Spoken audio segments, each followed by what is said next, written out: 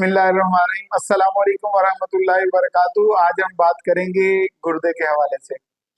Last video में हमने बात की थी डायलिसिस के, गुर्दे खराब हो जाते हैं, बिल्कुल गुर्दों का एंड हो जाता है, तो किडनी डैमेज हो जाती है, तो डायलिसिस उसका वाहिद हल है।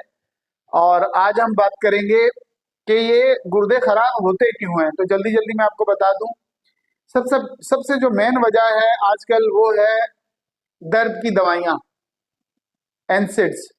एनसिड्स क्या होते हैं? Non steroid anti inflammatory drug.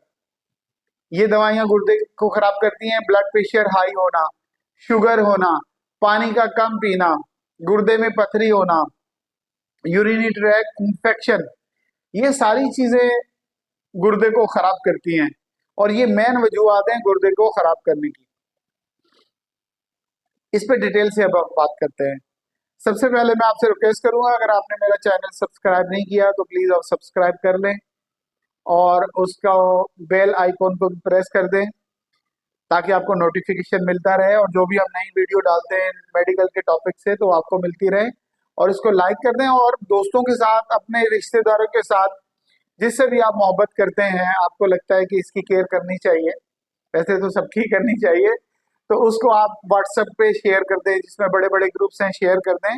तो इससे लोगों का भला हो जाएगा, मेडिकल इंफॉर्मेशन मिल जाएगी, गुर्दे की लोग केयर करने लग जाएंगे, क्योंकि हमारे पास इतने वसाइल नहीं है, पाकिस्तान मुल्क के पास इतने वसाइल नहीं है कि वो इतनी टिपिकल बीमारियों के लिए इतने ज्यादा पैसे वाफिर मिकदार में वो वहां से ग्रांट दें और मरीजों का इलाज हो सके।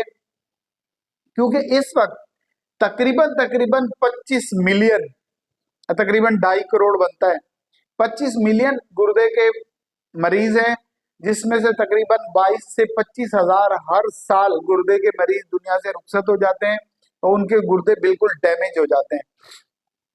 तो आप प्लीज अपने जो भी करीबी हैं उनको आप ये जरूर आप सुनवाएं और शेयर करें। चलिए जी, बात करते हैं। सबसे पहले गुर्दे खराब होने की मेन वजह आजकल सबसे ज्यादा वो वजह है दर्द की दवाइयां।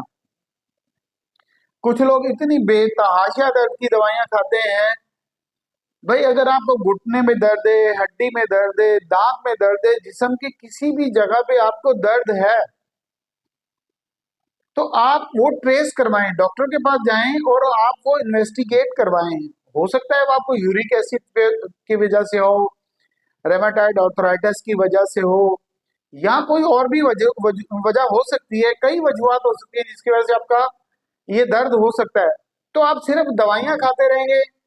अब ये अगर डॉक्टर ने लिख के दी है आपको हफ्ते की, 15 दिन की दवाई, इट्स ओके, कोई प्रॉब्लम नहीं है। लेकिन आप सालों साल से खाए जा रहे हैं दर्द की गोलियां और फिर उसके आप एडिक्ट हो जाते हैं, जैसे मवाली होते हैं, वो नशे पे लग जाते हैं, तो इस तरह से वो एक नशा बन जाता है। तो आप प्लीज, आपसे रिक्वेस्ट ये है कि आप कोशिश करें कि आप इन दर्द की गोलियों से दूर रहें। एक और टैबलेट चल रही है आजकल रिलीव के नाम से। ये इंडियन टैबलेट है, पाकिस्तान में बैन है, हो सकता है इंडिया में भी बैन हो, आई डोंट नो।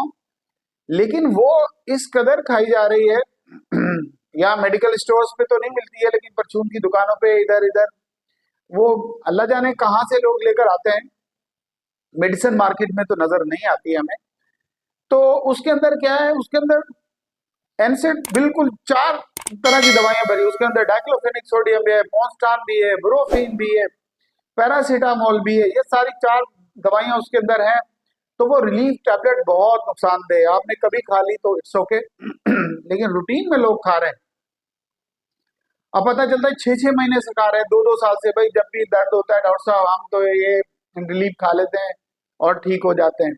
अब उसका नुकसान आपके मैदे में होगा। सबसे पहले तो वो गैस्ट्राइटिस करेगी, कि मैदे में आप खाते रहेंगे तो मैदे में सूजन आ जाएगी, इसको बोलते हैं गैस्ट्राइटिस। ठीक है, सूजन कन्वर्ट हो जाएगी। जब ज्यादा सूजन होते होते होते होते आपने केयर नहीं की तो वो जख्म बन जाएगा, तो मैदे का अल्सर हो जाएगा। तो आप सोचें, जब ये इतना बड़ा प्रॉब्लम हो जाएगा और फिर वो जाता है खून के जरिए से हल होके वो जाती गुर्दे में, तो गुर्दा चाहता है तो उसकी चन्नियां खराब हो जाती हैं, जिसकी वजह से गुर्दे में प्रॉब्लम हो जाती है। ठीक है, तो एक आपने दवाइयों से बचना है और अपनी केयर करनी है, डॉक्टरों से भी बचना है, क्योंकि जितना आप दवाइयों से बचेंगे, डॉक्टर से बचेंगे, अपनी केयर करेंगे, फिटनेस करेंगे, इन चीजों का ख्याल रखेंगे, तो मालूमात आपको होगी तो आप ख्याल करेंगे ना, तो इसलिए हमारी वीडियो देखते रहें। ठीक है, दूसरे नंबर पे आ जाता है शुगर। जिन लोगों को भी शुगर ज्यादा होती है, तो आपको पता है नॉर्मल शुगर जो हमारी होती है वो 180 होती है खाना खाने के बाद, और खाना खाने से पहले जो फास्टिंग कहलाती है, वो शुगर जो है हमारी 120 से नीचे नीचे होती है, 100 या 80। लेकिन अगर आप खाना खाने के बाद वो 200 220 से ऊपर जाके 400 450, तो गुर्दा क्या करता है, जितनी शुगर उसको रखनी होती है वो रखता है, बाकी छानता है। तो छन्नियों का काम ही यही है, उसमें सेंसर लगे हुए हैं।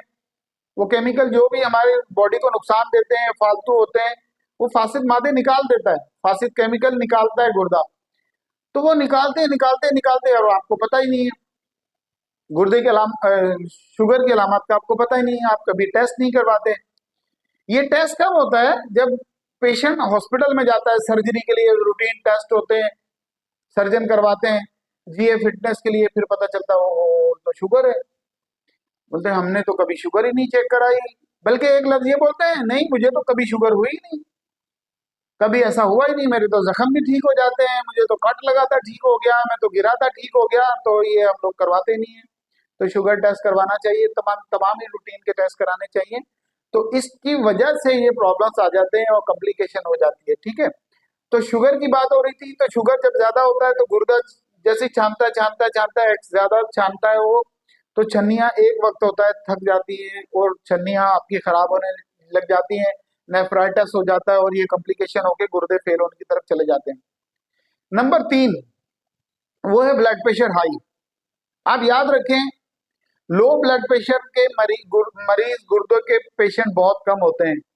मेजोरिटी हाई ब्लड प्रेशर के लोग के भी हो जाते हैं, डिफरेंट डिजीज की वजह से प्रॉब्लम्स होती हैं, तो गुर्दे पे बर्डन पड़ता है, तो गुर्दा खराब होता है।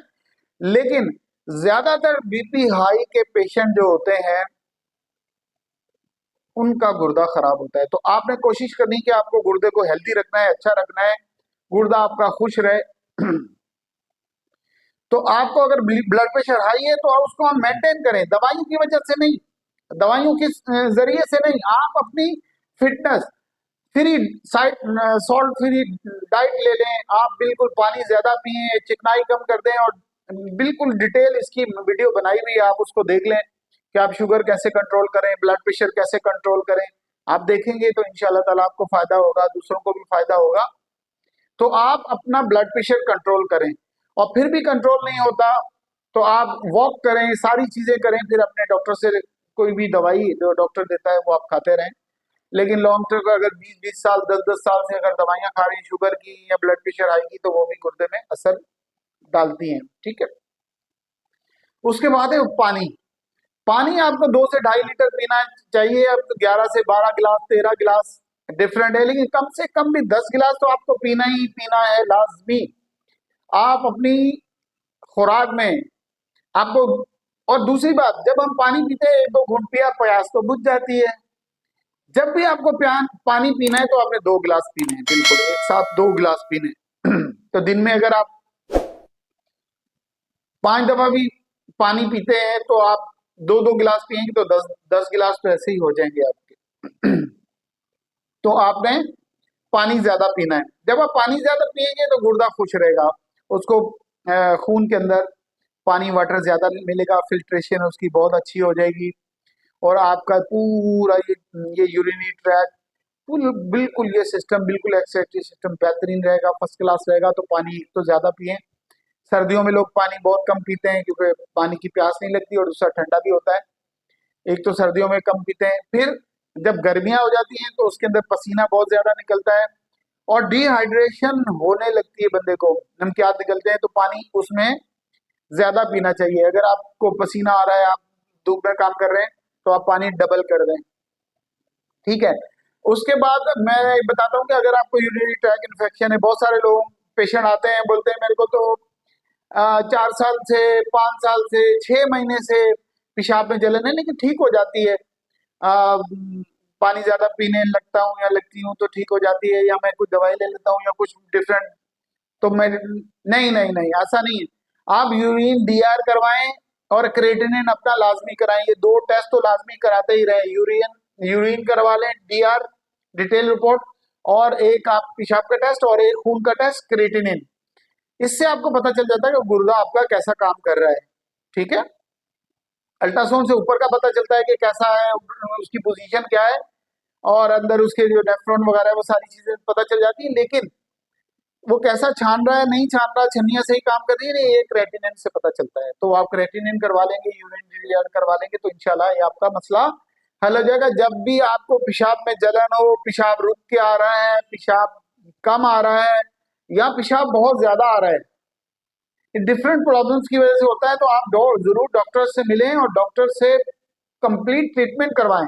होता हमारे यहाँ ये है कि हमने 2 दिन दवाई खाई, ठीक हो, इट्स ओके, बस अब तो ठीक हो गया, डॉक्टर पागल है, वो 1 हफ्ते दवाई दे के दे दी तो हम तो ठीक हो गए, तो अल्लाह अल्लाह फैसला। तो ये आपके लिए नुकसानदेह है। डॉक्टर की एडवाइस के हिसाब से आप चलें। जितने दिन दवाई दी है, डॉक्टर को पता है कि जरासीम कितने दिन में खत्म होगा, उसमें एंटीबायोटिक भी देनी पड़ती है आपको, आपको दर्द के लिए भी दवाइयां देनी पड़ती हैं, और आपको कुछ पेशाब को बेहतर करने के लिए भी देनी पड़ती है, सोडा वगैरह। ठीक है, उसके बाद आ जाते हैं हम गुर्दे में। अगर आपको पथरी है तो उसको भी आप इग्नोर नहीं करें। पथरी भी जाहिर सी बात है, वो आपके गुर्दे को खराब करती है, तो आपके गुर्दा डैमेज हो सकता है। और सब चीजों को मिला के हम ये बात करेंगे तो मेन चीजें हैं वो 3 हैं। और आपका मेडिसन है, ब्लड प्रेशर हाई है, और शुगर है। अच्छा, जिनको शुगर होती है तो उनका बीपी भी हाई रहने लग जाता है। ठीक है, ये सारी चीजें हैं, गिनी गिनी चीजें, 1 2 3 4 5 6 7, 7 चीजें मैंने आपको बताई। ये चीजें अगर आप करते रहेंगे तो आपका गुर्दा बिल्कुल हेल्थी रहेगा और आपकी सेहत और फिटनेस बिल्कुल अच्छी रहेगी। उसके लिए आप वॉक करें, हेल्दी एक्टिविटी करें, जंक फूड नहीं खाएं, जो फास्ट फूड है, प्रोसेसिंग फूड है, ये आप नहीं लें। और जितने भी बारबेक्यू, ये वो सारी चीजें कभी आपने ले लिया तो ले लिया, अदरवाइज आप इसको आप अवॉइड करें। और पानी, कोशिश करें कि जो वाटर सर्विस का पानी आता है, ये वाटर सर्विस का जो पानी आता है हमारे पास, ये उबालें और ये पिएं। वाटर फिल्टर पानी आप ना पिएं, फिल्टर पानी भी गुर्दे को डैमेज करता है। इसकी एक वीडियो बनाऊंगा, वो फिर आप देख लीजिएगा। आरओ प्लांट जितने भी हैं, जितने भी आरओ प्लांट है इस वक्त, वो पानी जो लोग भी पी रहे हैं, मेरी बात बिल्कुल ध्यान से सुन लें, वो आपके गुर्दे खराब करता है। क्यों? उसके अंदर मिनरल तो होते ही नहीं है। मिनरल वो फिल्टर कर लेते हैं टेस्टी बनाने के लिए, और उसके अंदर जो मिनरल ऐड करने होते हैं वो बहुत महंगे हैं। तो वो आरओ प्लांट वाले, एक तो उसका टीडीएस कम रखते हैं ताकि मीठा पानी मीठा हो जाए। ठीक है, मीठा पानी और जबरदस्त हो जाता है, उसका खारापन खत्म हो जाता है। दूसरा, आरओ प्लांट वाले जो उसके अंदर मिनरल मिलाने हैं, कैल्शियम है, पोटाशियम है, वो नहीं मिलाते उनके। अगर आप देखोगे आरओ प्लांट में 3 से 4 वो लगा होता है कि उसके अंदर केमिकल बाकायदा होते हैं, मिनरल्स, वो मिनरल्स डालते ही नहीं है। इलेक्ट्रोलाइट्स उसके अंदर होते ही नहीं है, वो डालते ही नहीं है, क्योंकि वो महंगे कॉस्टली पड़ते हैं। बस उन्होंने टीडीएस थोड़ा कम किया, मीठा पानी हो गया और भर के दे दिया बस। तो इससे भी आपके गुर्दे खराब होते हैं। तो बी केयरफुल। आप मिनरल वाटर की बजाय जो हमारा मीठा पानी आता है, इसको उबालें, क्योंकि गोके वो गंदा आता है और उसको बहुत मसला है। लेकिन उसको आप घर में फिल्टर करें या उसको उबालें। सबसे बेस्ट ये है कि उसको उबालें अच्छी तरह से, एक पतीले में उबाल के, स्टील का पतीला ले लें, अच्छी तरह उबालें, उबाल के थोड़ी सी फिटकरी डालें, उसका कचरा नीचे बैठ जाएगा। उसके बाद उसको छाने, और छान के आप आराम से कूलर में रख लें या मटके का मटका है उसमें रख लें, जैसा भी आप उसको पिएं और उसको इस्तेमाल करें। तो आपका वीडियो देखने का बहुत शुक्रिया। आपको मालूमात में जरूर आपकी मालूमात में इजाफा हुआ होगा। अपने वो गुर्दे का बहुत ज्यादा ख्याल करें, क्योंकि गुर्दा ऐसी कीमती चीज है। अगर गुर्दा खराब हो जाता है तो आप पूछें किसी डायलिसिस वाले से, डायलिसिस जिनका शुरू हो जाता है तो आप समझ लें कि उनकी पूरी फैमिली डिस्टर्ब हो जाती है। पूरा उनका, उनकी बीवी, बच्चे, और उनकी फैमिली अगर किसी फीमेल है तो उनका शौहर, बच्चे, स्कूलिंग, सारा डिस्टर्ब होता है 24-24 घंटे डायलिसिस के चक्कर में, और उनकी पूरी लाइफ तबाह हो जाती है। ठीक है, एक बात मैं ऐड कर दूं, डायलिसिस स्टार्ट हुआ था हमारा कि गुर्दे ठीक काम करते रहें और उनका पूरा सिस्टम काम करता रहे और जिस्म से फासिल मादे क्रिएटिनिन और यूरिया निकालते रहें, तो डायलिसिस के जरिए से। और डायलिसिस आर्जी तौर पे स्टार्ट हुआ था कि डायलिसिस से रोका जाए और किडनी का इंतजाम किया, किडनी ट्रांसप्लांट कराया जाए। और जब तक किडनी ट्रांसप्लांट नहीं होता, जब तक जो है डायलिसिस किया जाए। लेकिन हमारे यहाँ क्योंकि उसकी फैसिलिटीज नहीं है, किडनी ट्रांसप्लांट की किडनीज अवेलेबल नहीं होती, तो जिसकी वजह से डायलिसिस को बकायदा एक ट्रीटमेंट का ही दर्जा दिया गया है, तो बहुत तकलीफ होती है। तो आप गुर्दे की केयर करें। मैदा खराब हो गया आपका, कोई बात नहीं, चल जाएगा। जिगर खराब हो गया थोड़ा बहुत, तो जिगर का भी कोई इतना बड़ा मसला नहीं है। और कहीं का भी मसला है, सीना खराब हो गया, ट्रीटमेंट हो जाती है। लेकिन गुर्दा अगर आपका खराब हो गया, इसकी ट्रीटमेंट नहीं होती है। और कौन आपको दूसरा गुर्दा दे, तो ये बहुत तकलीफ दा अमल है। इससे बचें। आपका वीडियो देखने का बहुत शुक्रिया। अल्लाह।